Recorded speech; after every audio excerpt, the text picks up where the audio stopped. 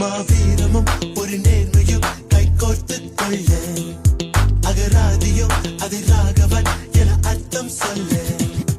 அதிகாரமும் ஆர்ப்பாட்டமும் இவன் பேச்சில் இல்லை முன் ஆய்வதில் பின் பாய்வதில் இவன் புலியின் பிள்ளை காக்கியின் சட்டைக்கும் உண்டு நல் கருப்புகள் என்று